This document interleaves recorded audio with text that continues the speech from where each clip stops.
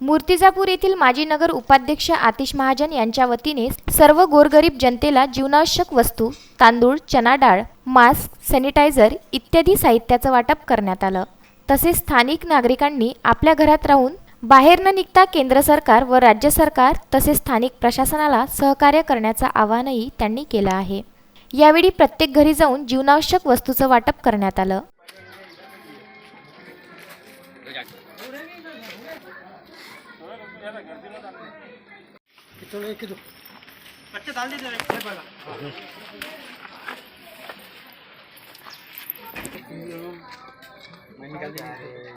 यावेळी माजी नगर उपाध्यक्ष आतिश महाजन, सर्पमित्र मुन्ना श्रीवास, दिनेश श्रीवास, सामाजिक कार्यकर्ते संतोष श्रीवास, राष्ट्रीय मुस्लिम सेना विदर्भ अध्यक्ष सोहेल शेख, संताजी सेना तालुकाध्यक्ष सुमित सोनोने, प्रथम श्रीवास, पवन श्रीवास, मनोज गुप्ता व आतिश महाजन मित्रपरिवाराचे सदस्य उपस्थित होते।